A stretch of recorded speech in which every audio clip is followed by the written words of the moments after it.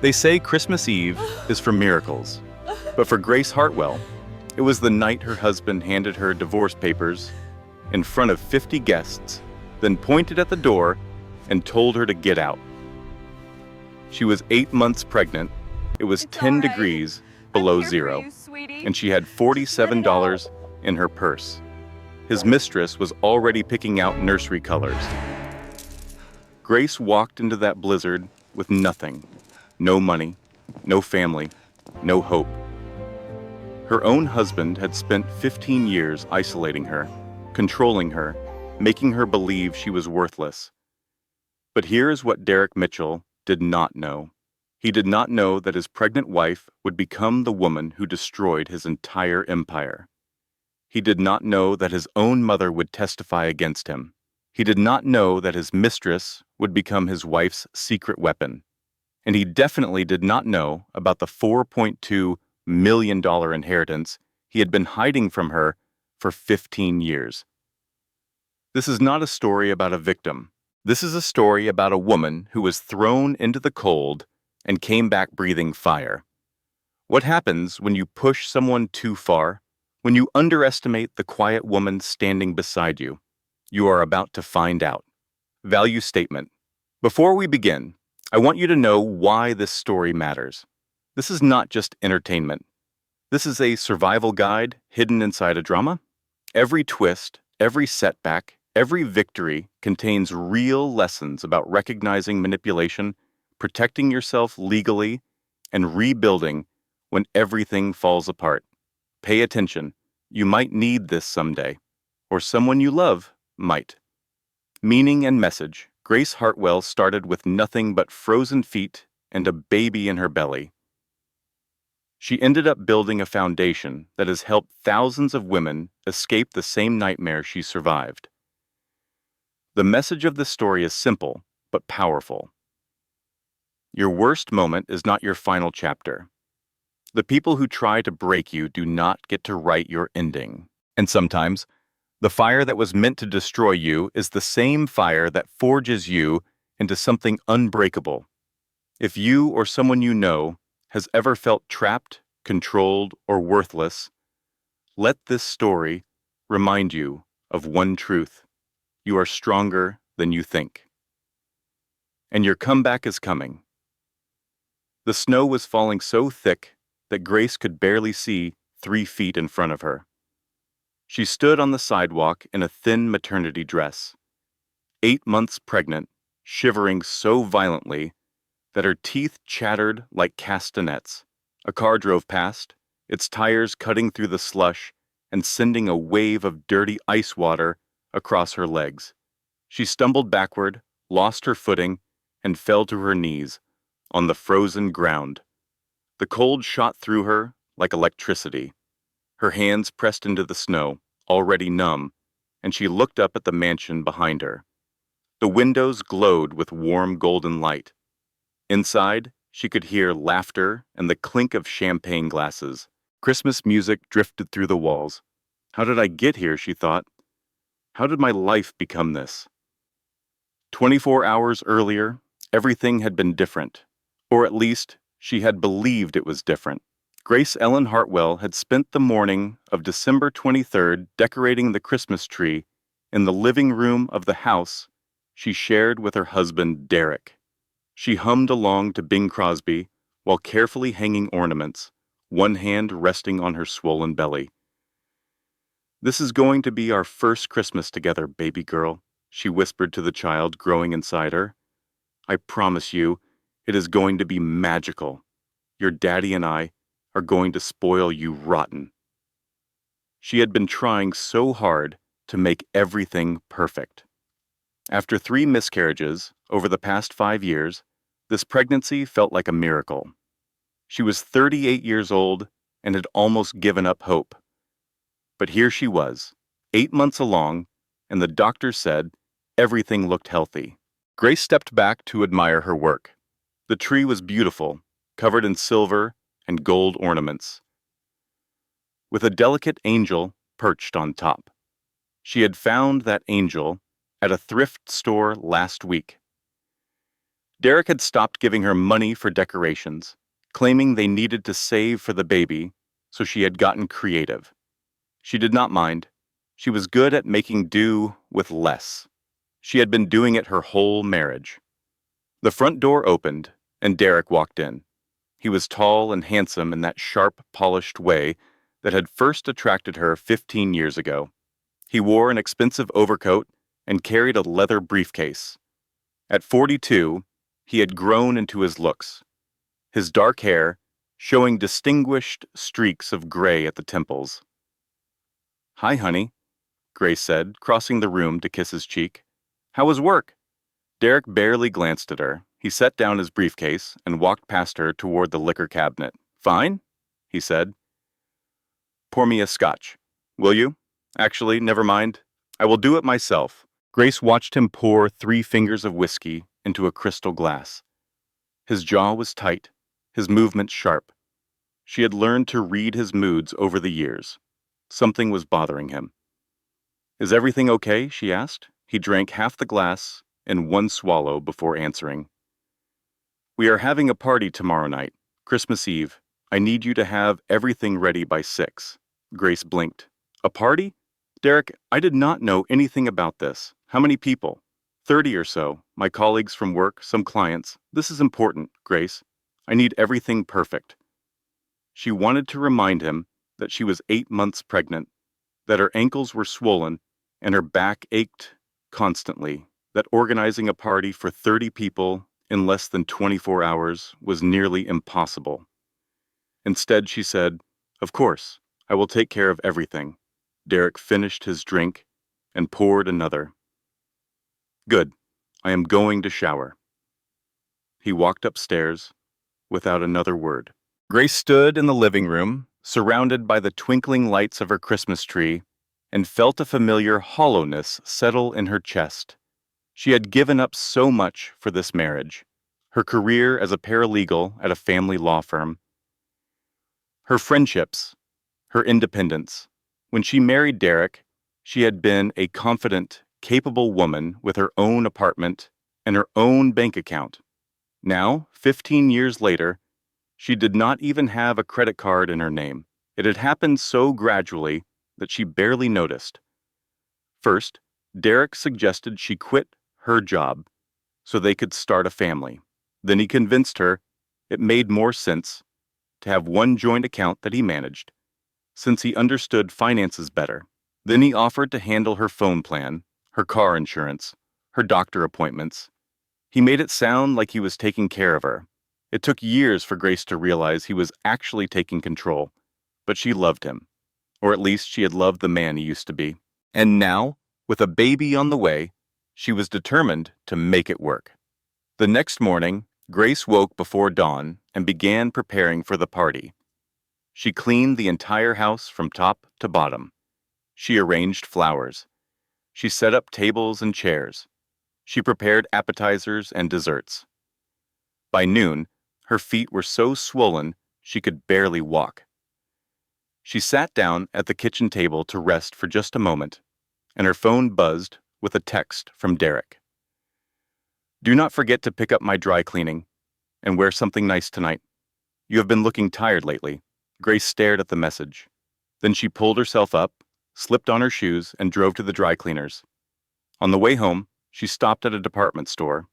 She needed something to wear to the party, but when she tried to use her credit card at the register, it was declined. "I am sorry," the cashier said, looking embarrassed. "Do you have another form of payment?" Grace felt her cheeks burn. "Can you try it again? There must be a mistake." The cashier ran it twice more, declined both times. Grace drove home in a daze. She checked her banking app, but it would not load. She had not been able to access the account for weeks now. Derek had changed the password for security purposes, he said. At 5:30, Grace stood in front of her closet, staring at her clothes. Nothing fit properly anymore. Her body had changed so much with the pregnancy.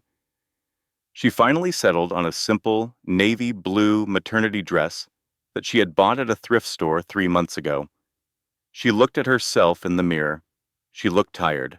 She looked old She looked like a woman who had been worn down by years of small cruelties.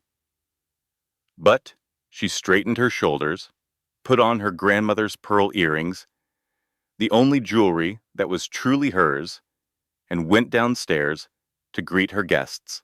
The party was in full swing by 7. The house was filled with Derek's colleagues, wealthy men in expensive suits, and women dripping with diamonds. They laughed too loudly and drank too freely, and none of them seemed to notice Grace at all. She circulated through the crowd, offering appetizers and refilling drinks. Her back screamed in protest. Her feet throbbed, but she smiled and played the perfect hostess.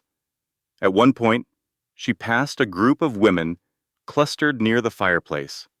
They stopped talking as she approached, then resumed in whispers as she walked away. "That is her," one of them said. "The wife." "Poor thing," another replied. "Does she know about Brittany?" Grace froze. Her heart hammered against her ribs.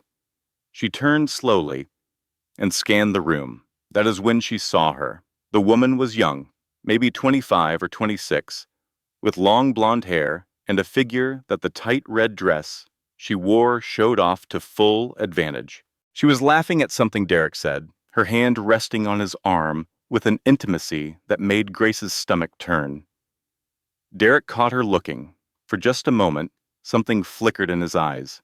Then he smiled his charming smile and raised his glass to her. "Grace," he called out, "come here. I want you to meet someone." Grace walked toward her husband on legs that felt like they belonged to someone else. The baby kicked hard, as if sensing her mother's distress. "This is Brittany Cole," Derek said. "She is my executive assistant." "Brittany, this is my wife, Grace." Brittany looked Grace up and down with a smile that did not reach her eyes. "So nice to finally meet you, Grace. Derek talks about you all the time." "Does he?" Grace said. She was amazed at how steady her voice sounded, when everything inside her was crumbling. "Oh yes, he is always saying how tired you have been lately, how hard the pregnancy has been on you." Brittany tilted her head with mock sympathy. "You poor thing. You look absolutely exhausted." Grace opened her mouth to respond, but Derek cut her off. "Grace, could you get me another drink? The ice is melting." The dismissal was clear. Grace walked to the bar, her hands trembling as she poured scotch over fresh ice. She could feel the eyes of the other guests on her, could hear the whispers following her like ghosts. When she returned with Derek's drink, he took it without thanking her. He was deep in conversation with Bradley Henderson, the CEO of his company, and did not even look at her. Grace drifted to the edge of the room. She found a quiet corner and stood there, watching the party continue around her, watching her husband flirt openly with his mistress, watching her life unravel one thread at a time. An hour later, Derek clinked his glass to get everyone's attention. "Everyone, I have an announcement to make." The room fell silent. Grace felt a flutter of hope. Maybe he was going to announce the pregnancy. Maybe he was going to publicly acknowledge her, celebrate her, show the world that she mattered to him. Derek smiled at the crowd. He looked handsome and confident, the picture of success. "Grace, come here." She walked to his side, her heart pounding. Derek pulled an envelope from the inside pocket of his jacket. He held it up for everyone to see. "Grace, I want you to have this. Consider it a Christmas present." Grace took the envelope with shaking hands. It was thick, official-looking. Her name was typed on the front in a crisp, legal font. She opened it. The first document was titled Petition for Divorce. The second was an eviction notice. The room was so quiet she could hear the snow falling outside. "I filed the papers this morning," Derek said. His voice was casual, almost cheerful. "Irreconcilable differences. And since you signed that prenup 15 years ago, you walk away with exactly what you came in with, which, as I recall, was nothing." Grace stared at the papers. The words blurred and swam before her eyes. "Derek," she whispered, "I do not understand." "What is there to understand?" His voice hardened. "I am done, Grace. I am done with the excuses and the complaining and the way you have let yourself go. I want a divorce, and I want you out of this house tonight. Tonight? But Derek, I am 8 months pregnant. It is Christmas Eve. There is a blizzard outside. Derek shrugged. Not my problem. You should have thought about that before you became such a disappointment. Brittany appeared at his side, sliding her arm through his. She smiled at Grace, and this time, she did not bother to hide her triumph. Do not worry, Grace. I will take good care of everything, including that nursery upstairs. She patted her own flat stomach. We might need it ourselves someday. Grace felt like she had been punched in the chest. She could not breathe. She looked around the room at the 30 guests, at the colleagues and clients and supposed friends. Not one of them would meet her eyes. Not one of them stepped forward to help her. Some of them were filming on their phones. Grace looked at Derek. She searched his face for some trace of the man she had married, the man who had promised to love her until death do us part. She found nothing. Please, she said. Her voice cracked. Where am I supposed to go? Derek pointed toward the front door. I do not care. A shelter, a motel, back to whatever sad little life you came from. But you have 5 minutes to get your coat and get out of my house. Your house? Grace felt something shift inside her, a tiny spark of anger, long buried, beginning to flicker. I decorated this house. I maintained this house. I made this house a home for 15 years while you were out chasing promotions and apparently sleeping with your assistant. Watch your mouth, Derek snapped. You are embarrassing yourself. I am embarrassing myself? Grace laughed. And it sounded strange even to her own ears. You just served me divorce papers at a Christmas party in front of 50 people, and I am embarrassing myself? Derek grabbed her arm. His fingers dug into her flesh hard enough to bruise. Enough, he hissed. Get out, now. Let go of me. He shoved her. She stumbled backward, catching herself on the edge of the sofa. The baby kicked frantically. I gave you 15 years, Grace said. Her voice shook, but she forced herself to keep speaking. I gave up my career for you. I gave up my friends for you. I had 3 miscarriages trying to give you a child, and now that I am finally pregnant, you are throwing me away? Derek's face twisted with disgust. You should have tried harder. Now get out before I call the police and have you removed.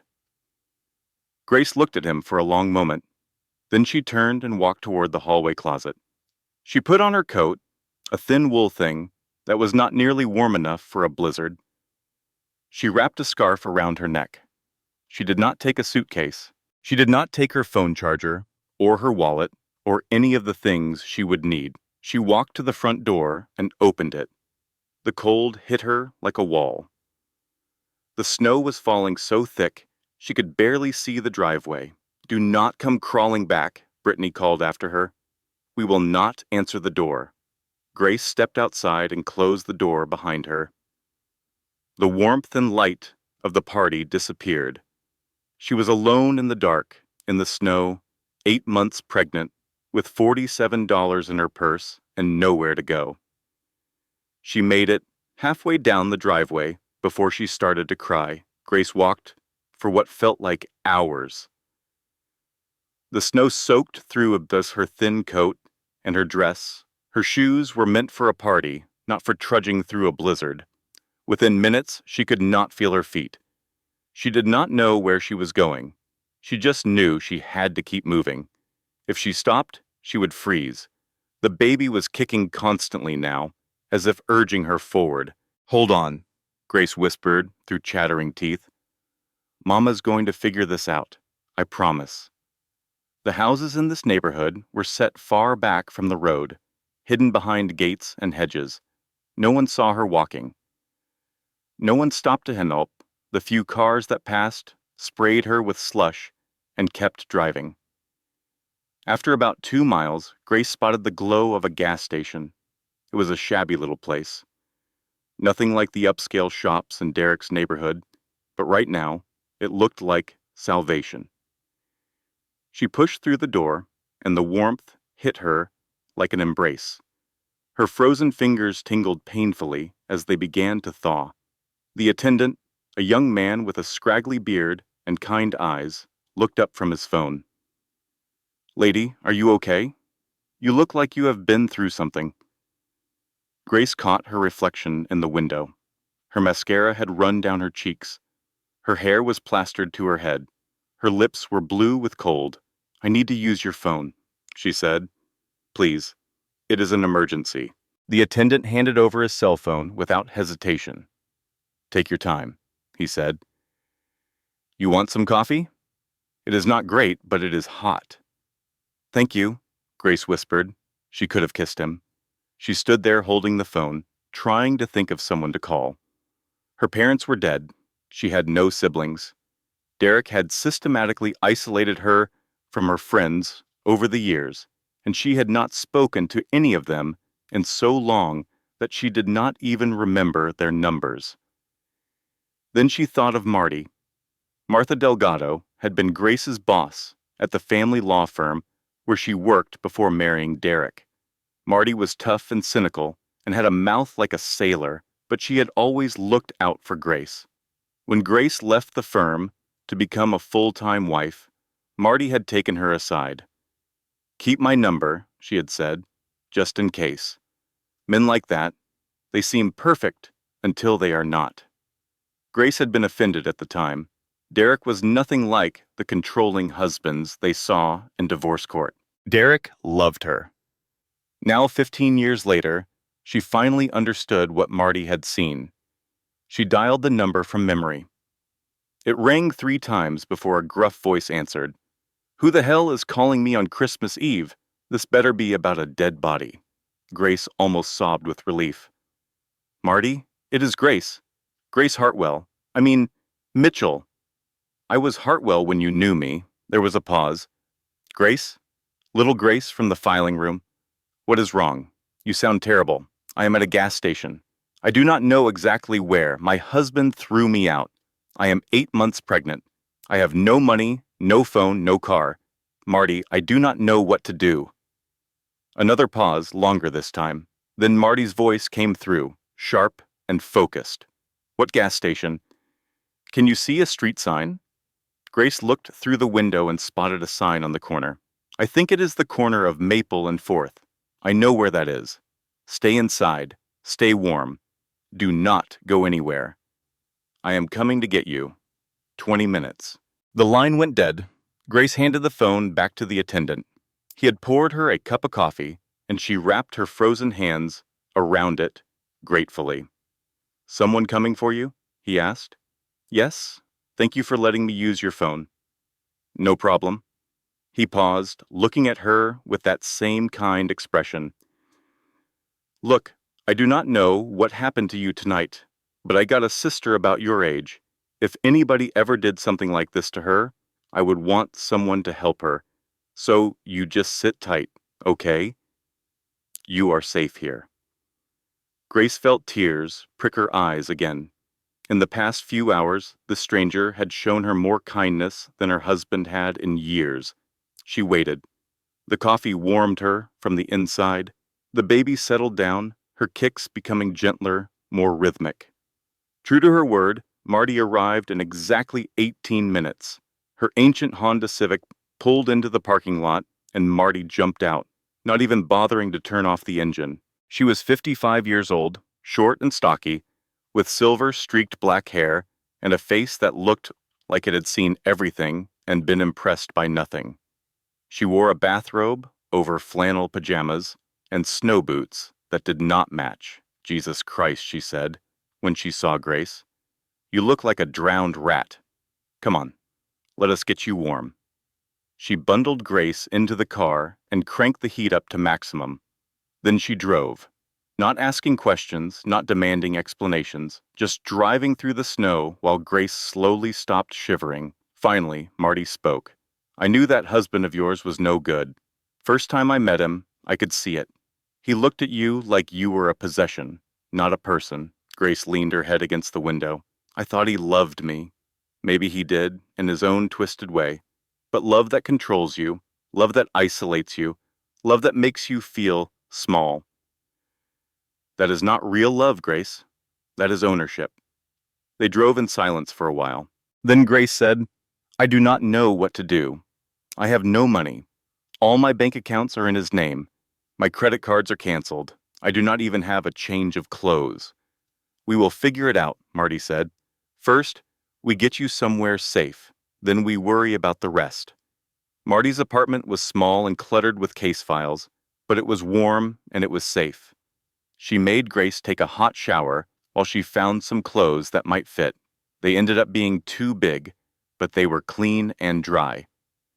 Grace sat on Marty's couch, wrapped in a blanket, drinking tea. The baby had finally settled down. Maybe she could sense that they were out of danger, at least for the moment. Marty sat across from her, a legal pad balanced on her knee. Okay, tell me everything. Do not leave anything out. So, Grace told her. She told her about the party and the divorce papers and the eviction notice. She told her about Brittany and the prenup and the frozen bank accounts. She told her about the years of control, the slow isolation, the way Derek had dismantled her life piece by piece until there was nothing left. When she finished, Marty was quiet for a long moment. Then she said, That son of a bitch. Grace almost laughed. That about sums it up. Marty leaned forward. Listen to me carefully. I am a public defender, not a divorce attorney anymore, but I still know the law. What Derek did tonight, throwing you out in a blizzard while you are pregnant, that is going to come back to bite him. I promise you that. He has money, Grace said. He will hire expensive lawyers. I cannot fight him. Marty smiled. And it was not a nice smile. It was the smile of a woman who had spent 30 years fighting for underdogs.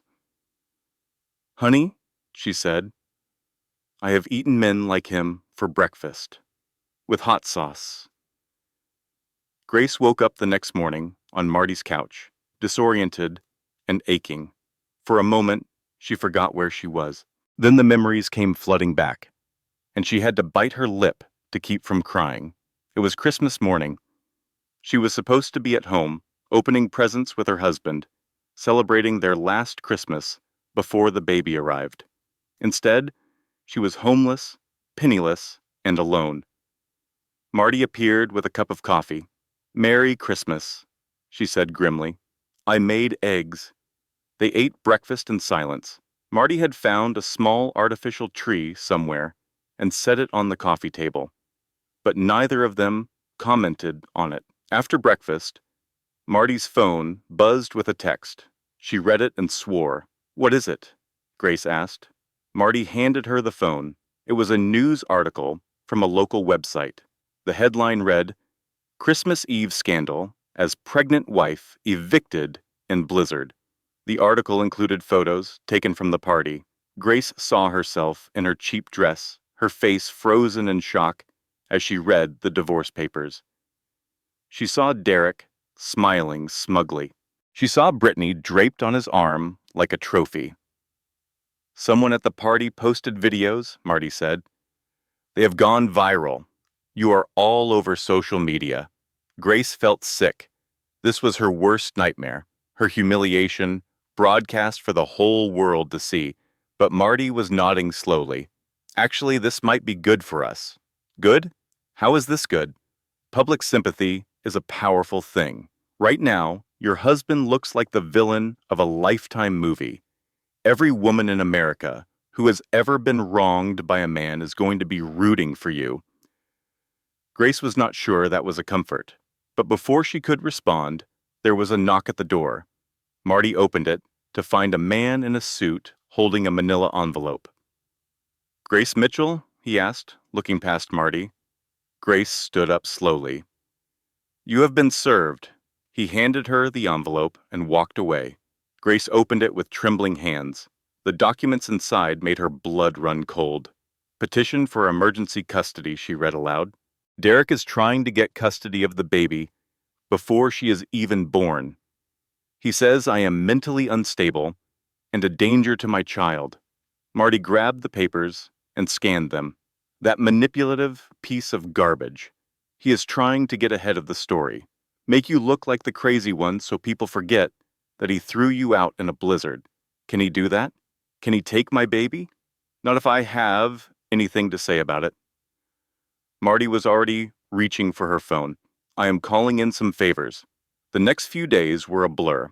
Marty filed an emergency motion to block Derek's custody claim.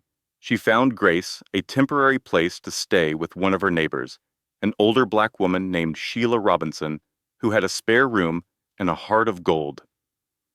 Sheila was 62 years old, a retired nurse with 5 grandchildren and no tolerance for nonsense. When she heard Grace's story, she pursed her lips and shook her head.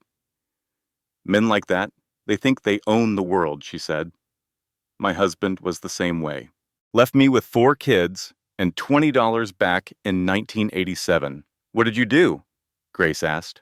I survived, and so will you. Sheila's spare room was small but clean. She had a quilted bedspread and lace curtains and a rocking chair that she said Grace could use for the baby. It was not much, but it was more than Grace had. The court hearing was scheduled for December 30th. Grace spent the days leading up to it, preparing with Marty, going over documents and rehearsing what she would say. She also learned the first lesson of survival. You need to get a P.O. box, Sheila told her one evening. Never let him know where you live and document everything. Dates, times, witnesses. Courts do not care about your feelings. They care about paper. Grace wrote that down. She started keeping a journal, recording everything that had happened and everything that continued to happen. She was learning that in family court, the truth was not enough. You needed proof. The morning of the hearing, Grace put on a borrowed dress and tried to make herself look presentable. The baby was kicking nervously as if she could sense how important this day was. The courtroom was cold and impersonal. Derek was already there with his expensive lawyer, a slick-looking man, in a $3,000 suit. Derek wore a perfectly tailored gray suit and an expression of wounded innocence. Grace sat next to Marty at the other table. She felt small and outmatched. Judge Richard Harmon presided. He was an older man with silver hair and a stern expression. He looked at Grace over his reading glasses as if she were a bug he had found in his soup. Derek's lawyer spoke first. Your Honor, my client has serious concerns about the mental stability of the respondent. She has exhibited erratic behavior and may pose a danger to the unborn child. Grace felt her heart sink. This was what Derek did best. He twisted the truth until it looked like something else entirely. But then Marty stood up, and her voice rang out clear and strong. Your Honor, my client is 8 months pregnant. She was thrown out of her home on Christmas Eve in the middle of a blizzard. She was publicly humiliated in front of 50 witnesses. She is not mentally unstable. She is traumatized. There is a difference. The judge raised an eyebrow. Do you have evidence to support your claims? I have video evidence. Evidence, Your Honor. Several guests at the party recorded the incident and posted it online. The footage clearly shows my client being verbally abused and physically pushed by her husband. Marty handed over a flash drive. The judge watched the footage on his laptop, his expression unreadable. When it ended, he looked at Derek. Mr. Mitchell, what do you have to say for yourself? Derek's lawyer jumped in. Your Honor, my client was under significant stress and may have overreacted, but that does not change the fundamental concern about Mrs. Mitchell's fitness as a parent. Grace could not stay silent any longer. She stood up, despite Marty's warning hand on her arm. Your Honor, may I speak? The judge nodded. I have no money, I have no home, I have no family, but I have never, in 15 years, raised my hand or my voice to my husband. I worked 60 hours a week to put him through his MBA. I gave up my career to support his. I had 3 miscarriages trying to give him a child, and now I am supposed to prove I am fit to be a mother To my own baby? Her voice cracked on the last word, but she kept her composure. She saw something flicker in the judge's eyes, something that looked almost like sympathy.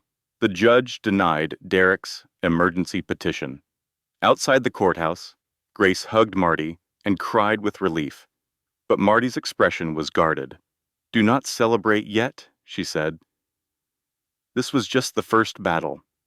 The war is far from over." She was right.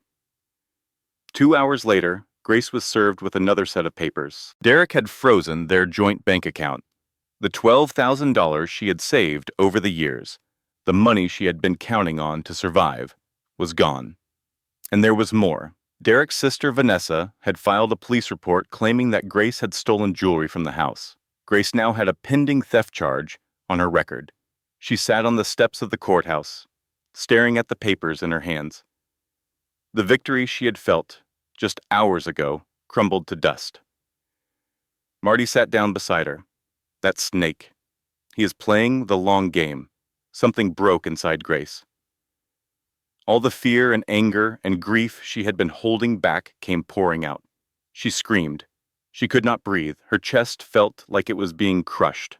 Sheila appeared out of nowhere. She had been waiting in the parking lot, and she came running when she heard Grace scream. She wrapped her arms around Grace and held her tight. "Breathe, baby. Breathe.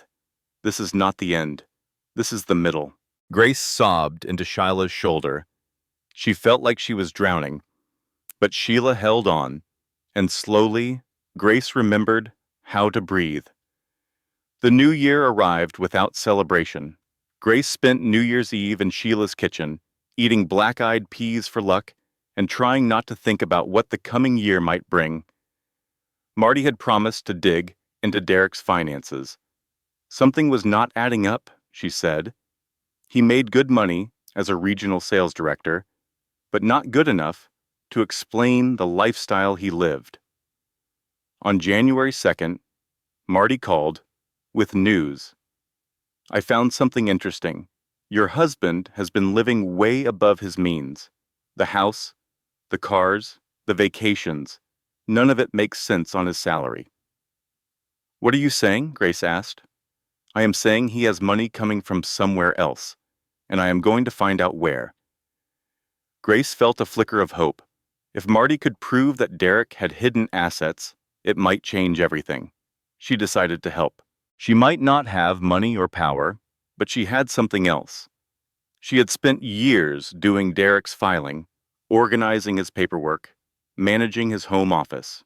She knew things. She started writing down everything she remembered, invoices that did not make sense, shipments to addresses she could not find on a map, expense reports that seemed inflated. If you ever handled your husband's paperwork, Grace told herself, you know more than you think. Bank statements, invoices, contracts. They tell stories. She shared everything with Marty, who cross-referenced it with public records and financial databases. A week later, Marty called again.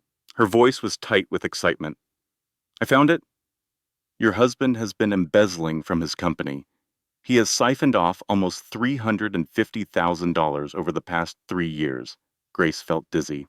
$350,000. He has been submitting fake invoices for products that do not exist, then routing the payments to shell companies he controls. It is fraud, Grace, and it is going to bring him down."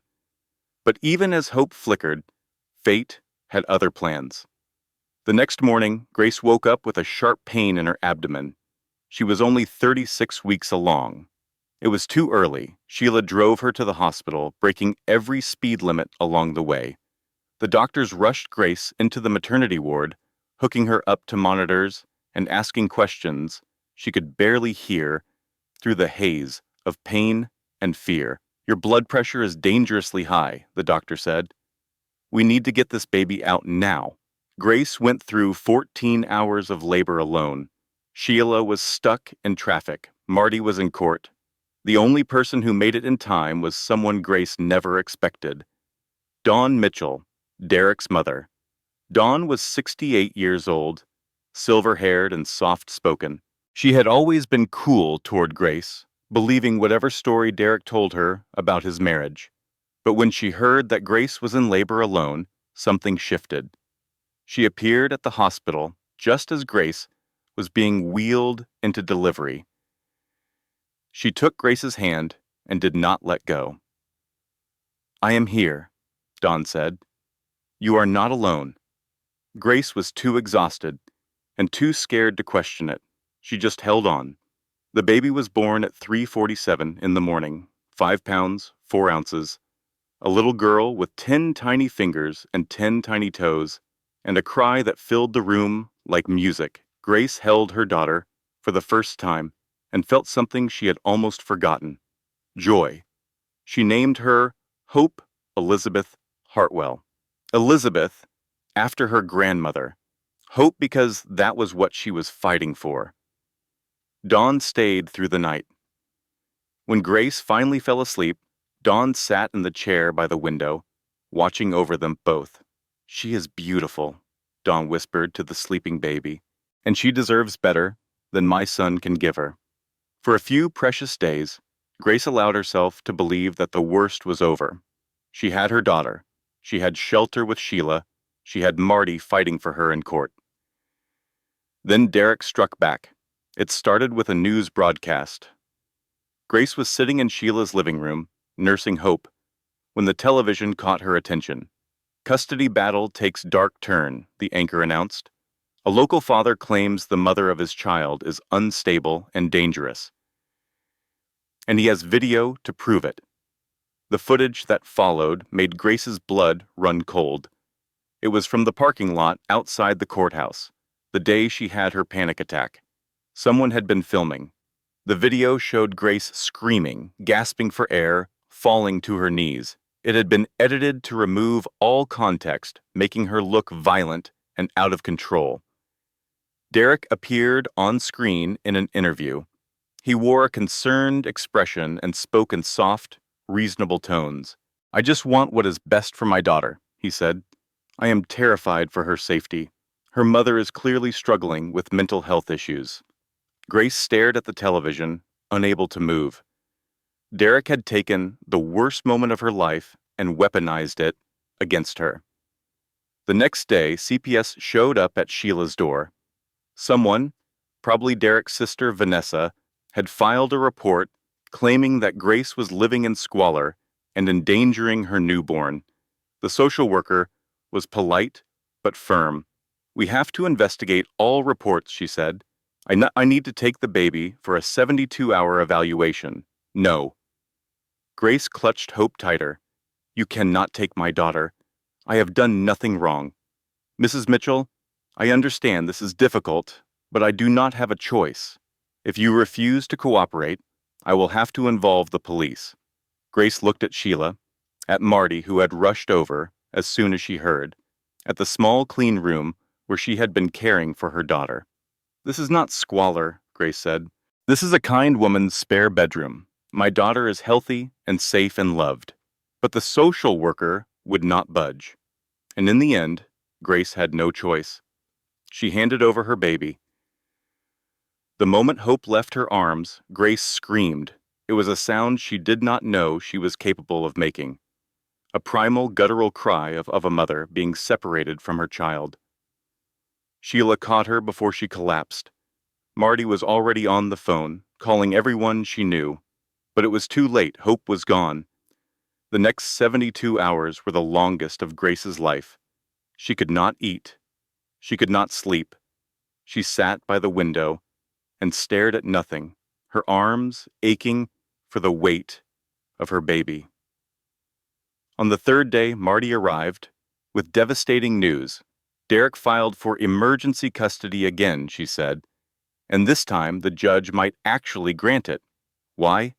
What changed? Judge Harmon recused himself from the case. Marty's face was grim. "The new judge is Patricia Wells." Grace did not understand. "Is that bad?" "Patricia Wells is Derek's aunt by marriage. The system is rigged, Grace. They are trying to take your daughter." Grace felt something shift inside her. The fear and grief were still there, but now they were joined by something else, something harder, something angrier. Then we fight harder, she said. The sisterhood came together. Marty called in every favor she had accumulated over 30 years in the legal system. Sheila rallied her church community, finding character witnesses and volunteers and anyone who might help. Even Dawn Mitchell, Derek's own mother, agreed to testify. But the biggest surprise came from an unexpected source. Brittany Cole, Derek's mistress, called Grace's phone. "I know you hate me," Brittany said. "You should, but I have something you need to see." Grace did not trust her, but she was desperate enough to listen. They met at a coffee shop near the hospital. Brittany looked different than she had at the party. Smaller, somehow. Less confident. "I found something on Derek's phone," Brittany said. She slid an envelope across the table. "He has been cheating on me, too. There is a third woman, maybe more." Grace opened the envelope.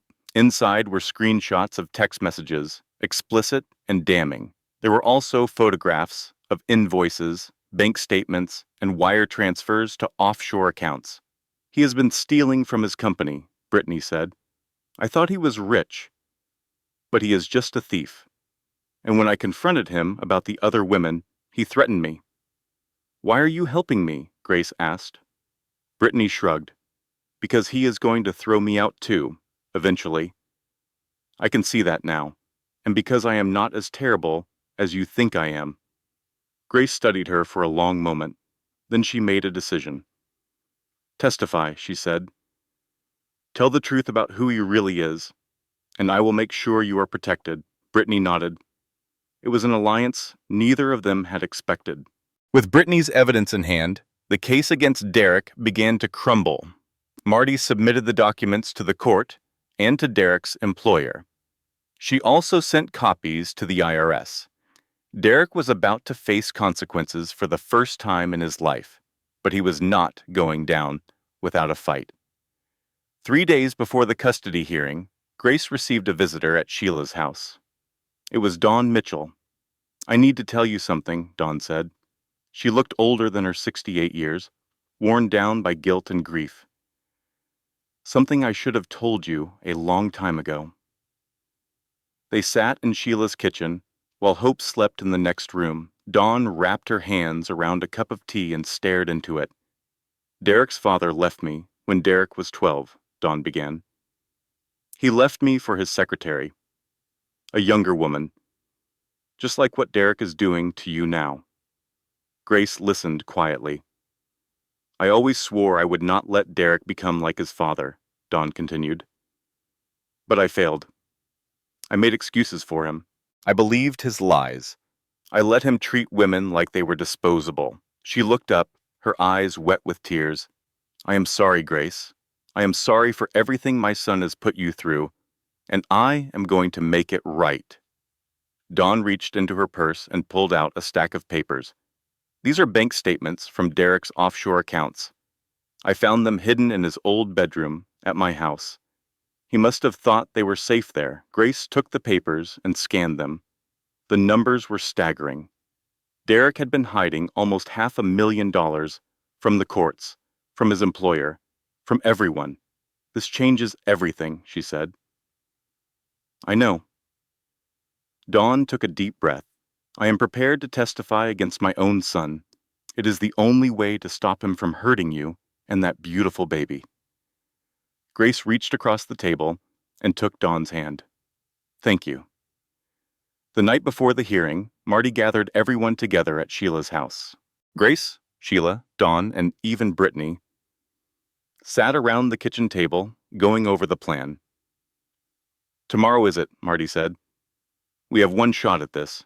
Derek's lawyer is going to throw everything at us. They're going to try to make Grace look crazy, make me look incompetent, make all of you look like liars." "What do we do?" Grace asked. "We tell the truth." Marty looked around the table at each of them. "The truth is more powerful than anything Derek has. He has been lying for so long that he has forgotten what the truth even looks like." Grace slept fitfully that night. She dreamed of hope, of holding her daughter again, of running through endless hallways trying to find her. She woke before dawn and stood at the window, watching the sun rise over Sheila's backyard. "Today," she whispered, "today, I fight for my daughter." The courtroom was packed. Word of the case had spread, and reporters filled the gallery. Derek sat at the defendant's table, with his expensive lawyer, looking confident. He smiled at Grace as she walked in, that same charming smile that had fooled her for 15 years. But Grace was not fooled anymore. Judge Patricia Wells presided. She was a thin, severe-looking woman who made no effort to hide her connection to Derek's family. Grace felt her hopes sinking. Then the courtroom doors opened, and a new figure entered. It was a federal marshal, accompanied by two men in dark suits.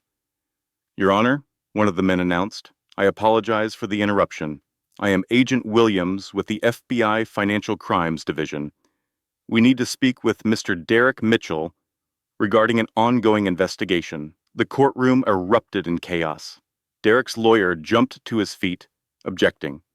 Judge Wells banged her gavel, demanding order, but Grace just sat very still, watching her husband's confident smile finally falter. Marty leaned over and whispered, "I may have made a few phone calls to some friends at the FBI this morning." "Merry Christmas, Grace." The FBI's arrival changed everything. Agent Williams presented Judge Wells with evidence of Derek's embezzlement scheme, bank records showing wire transfers to shell companies, fake invoices for products that never existed, a paper trail that led directly to Derek's offshore accounts. "Your Honor," Agent Williams said, "we have sufficient evidence to arrest Mr. Mitchell on charges of wire fraud, tax evasion, and money laundering. We request that he be taken into custody immediately." Derek's lawyer tried to object, but his voice was drowned out by the murmur of the crowd. Derek himself sat frozen, his face the color of old paper. Judge Wells looked at the evidence for a long moment. Then she looked at Derek, her expression unreadable. She was his aunt by marriage. She had been prepared to rule in his favor, but even she could not ignore the mountain of evidence against him. "In light of these developments," she said slowly, "I am recusing myself from this case. A new judge will be assigned." She gathered her papers and left the bench. The FBI agents moved toward Derek. "Derek Mitchell," Agent Williams said, "you are under arrest. You have the right to remain silent." Grace watched as her husband was handcuffed in front of the entire courtroom. She felt nothing, no satisfaction, no triumph, no relief. She just felt empty. But then she remembered why she was here. "What about my daughter?" she asked Marty. "What happens now?" "Now we wait for the new judge." "But Grace, this is good. This is very good." The new judge was assigned within the hour. Her name was Lorraine Carter, a 60-year-old black woman with a reputation for fairness and zero tolerance for manipulation. Judge Carter reviewed all the evidence, the videos from the party, the financial records, the testimony from Dawn and Brittany, and the FBI's investigation. She called both parties into court the next morning. Grace walked into the courtroom with Sheila on one side and Marty on the other. Dawn sat in the gallery, clutching a tissue. Even Brittany was there, keeping a low profile in the back row. Derek was brought in wearing an orange jumpsuit, his hands cuffed in front of him. He looked nothing like the polished, confident man who had thrown Grace out in the snow. He looked small and scared. Judge Carter began by addressing Derek. "Mr. Mitchell, in my 30 years on the bench, I have rarely seen such a calculated campaign to destroy another human being. You weaponized the court system against the mother of your child. You weaponized your family. You weaponized public opinion." She paused, looking at him with undisguised contempt. "But the truth has a way of surfacing." She turned to Grace. "Mrs. Mitchell, I have reviewed all the evidence in this case. I have heard testimony from multiple witnesses, and I have reached my decision." Grace held her breath. "I am granting you full and sole custody of your daughter, Hope Elizabeth Hartwell. Mr. Mitchell's parental rights are suspended pending the outcome of his criminal trial.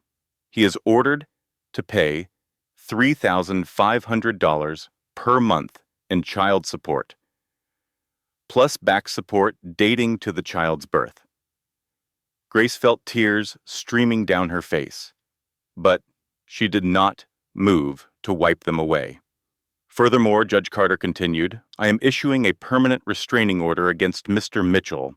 He is not to contact you, your daughter, or any member of your household. She looked at Derek one last time. Mr. Mitchell, you thought you could bully and manipulate your way to victory. You were wrong. The gavel came down like thunder. It is done. Marty hugged Grace so tightly she could barely breathe. Sheila was crying openly. Even Dawn, sitting in the gallery, managed a small smile through her tears, but Grace only had one thought. My daughter. I want my daughter. The CPS worker brought Hope into the courthouse an hour later. Grace ran to meet them, her heart pounding. The moment she took Hope in her arms, the world stopped. I told you I would come back for you, she whispered into her daughter's soft hair. Mama keeps her promises. Hope opened her eyes and looked up at her mother, and for the first time in weeks, Grace felt whole.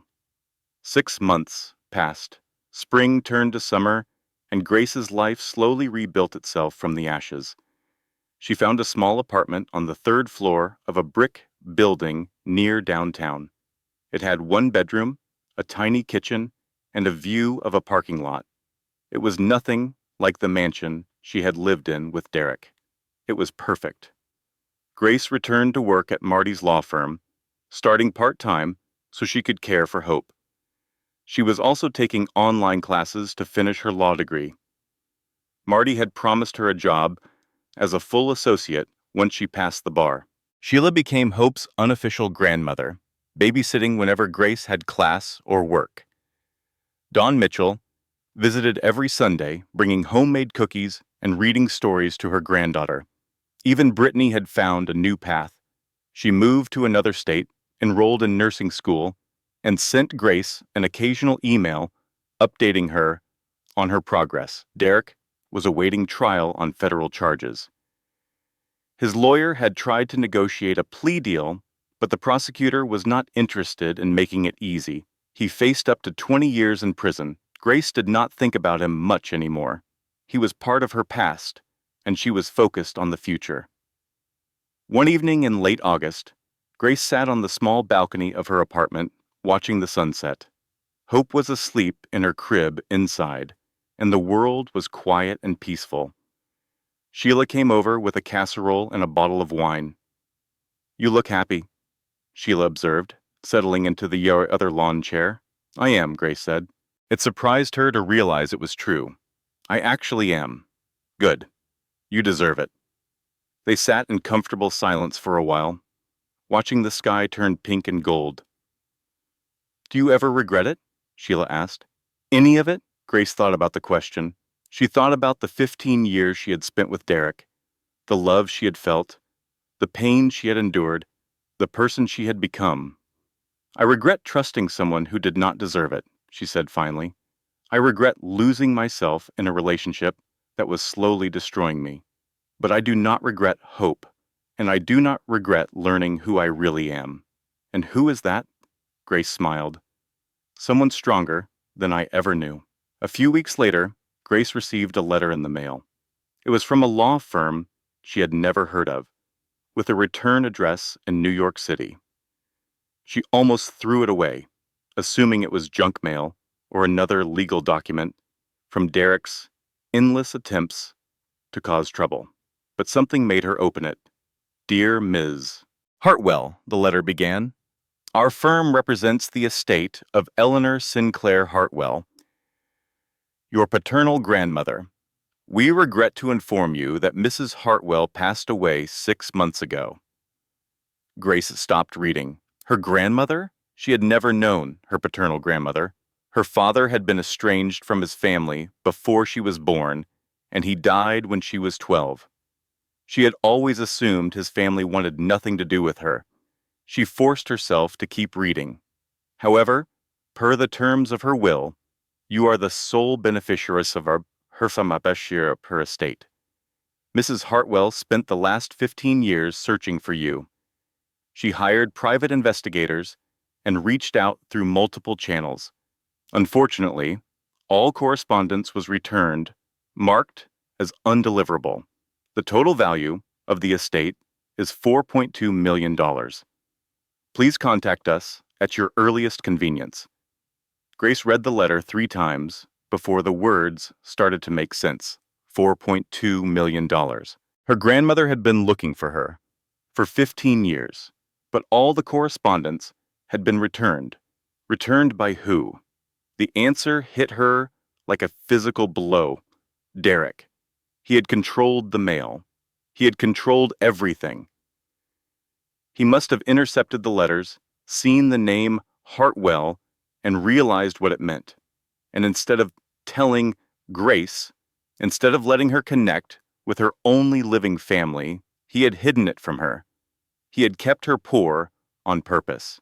He had kept her isolated, dependent, controlled, and all the while, she had been an heiress. Grace sat down heavily on the couch. Hope was in her bouncy seat, watching her with curious eyes. Your great-grandmother wanted us to be free, Grace whispered to her daughter, and now we are. She picked up her phone and called the law firm in New York. The inheritance changed everything and nothing. Grace did not suddenly move into a mansion or buy a fleet of cars. She paid off her student loans and set up a trust fund for Hope's education. She made a generous donation to the women's shelter that had helped her during those dark first weeks. She bought a modest house in a nice neighborhood with good schools, but she kept working at Marty's firm. She kept taking classes. She kept building a life based on her own merit, not on inherited wealth. The money was a gift.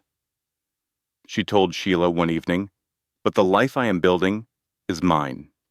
Sheila nodded approvingly. Your grandmother would be proud. A year after the Christmas Eve that changed everything, Grace stood in a courtroom again, but this time it was not as a victim. It was as a lawyer. She had passed the bar exam on her first try, one of the highest scores in her testing group. Marty had officially hired her as an associate at the firm, specializing in family law. Her first case was representing a young mother named Jessica, a woman whose husband had been controlling her finances and isolating her from her friends. The story was painfully familiar. I know this is scary, Grace told Jessica before the hearing, but I need you to trust me. I have been exactly where you are, and I promise you, it gets better. They won the case. Jessica was granted custody of her children and a fair division of assets. Her husband was ordered to pay child support and to stay away from her. Walking out of the courtroom, Jessica hugged Grace and cried. Thank you, she said. I did not think anyone would believe me. I believed you, Grace said, and now you need to believe yourself. That night, Grace went home to her daughter. Hope was almost 2 years old now, walking and talking and getting into everything. She had Derek's dark hair, but Grace's eyes, and a stubborn streak that came from both of them. Mama, Hope said, holding up a picture book, read story. Grace sat down on the floor and pulled Hope into her lap. What story should we read tonight? The one about the princess. Grace smiled. She had been reading Hope fairy tales every night. Stories about princesses who saved themselves, who built their own kingdoms, who did not need a prince to rescue them. All right. Once upon a time, there was a princess who lived in a tower. Everyone thought she was trapped, but she was actually learning. She was watching and listening and getting stronger every day. And when the time was right, she climbed down from that tower all by herself and built her own castle. What happened to the bad king? Hope asked.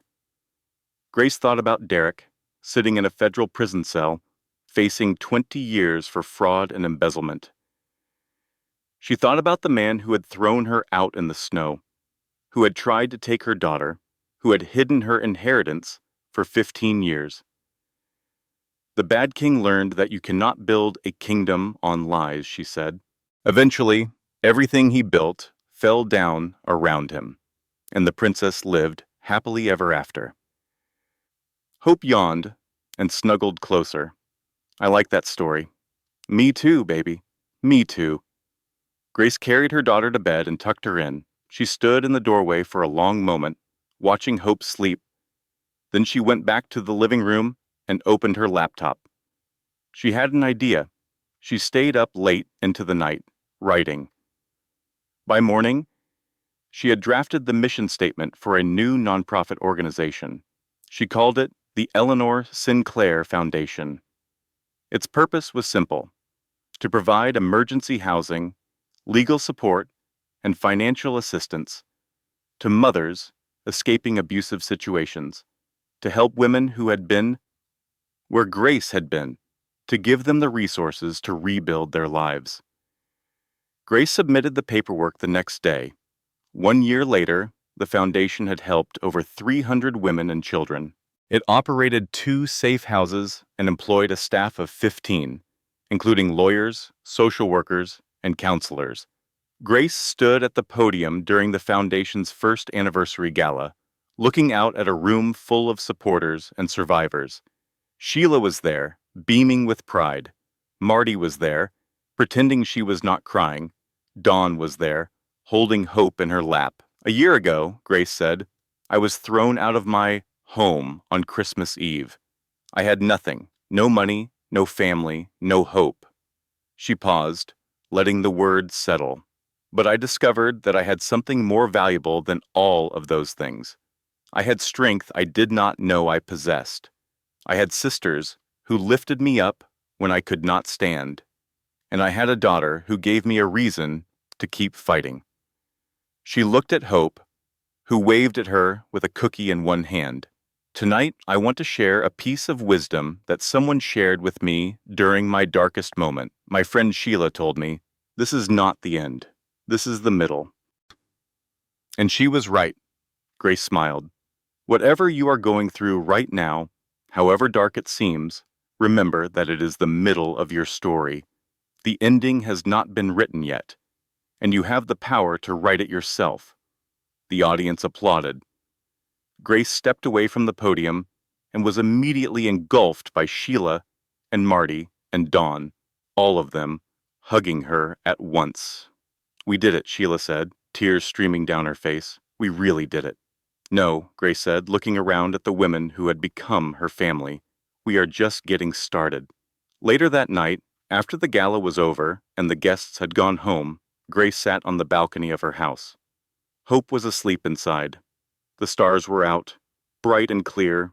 She thought about everything that had happened, the pain, the fear, the betrayal, the long, slow climb back to herself.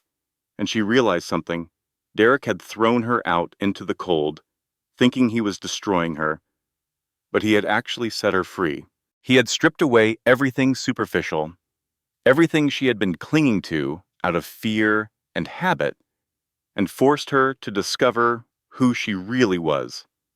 She was Grace Ellen Hartwell, mother, lawyer, survivor, and founder of a foundation that would help countless other women find their own strength. Not bad, she thought, for a woman who started with $47 and a pair of frozen feet. The cold had almost killed her. But she had learned something important during those dark months. The same fire that destroys can also refine. The same winter that freezes can also preserve. And the same storm that tears you apart can also clear the way for something new. Grace leaned back in her chair and smiled up at the stars. Thank you, she whispered to no one in particular, for all of it. Then she went inside to check on her daughter, who was sleeping peacefully in her little bed with a stuffed elephant clutched in her arms. I love you, Hope, Grace said softly, and I promise you, your life is going to be so different from mine. You are going to grow up knowing your worth. You are going to know how to spot the red flags, and you are going to be fierce and strong and unstoppable. Hope stirred slightly in her sleep, a small smile crossing her face. Grace kissed her forehead and turned off the light. Outside, the snow began to fall gently, covering the world in white. But this time, Grace was not afraid of the cold. She had survived the winter, and now she was finally blooming. If this story touched your heart, do me a small favor. Hit that like button. It tells me you want more stories like this. Drop a comment below. Tell me, what would you have done in Grace's situation? I read every single comment. Share this with a friend who needs to hear it today. You never know whose life you might change. And if you have not subscribed yet, join our family. Hit subscribe and the bell so you never miss another story of strength, survival, and sweet, sweet karma. Now, let us begin. Closing disclaimer. This content was carefully researched, developed, and manually edited by our team to deliver meaningful entertainment with valuable life lessons. Every story we create is designed not just to captivate, but to inspire and empower our viewers. Thank you for being part of this journey with us.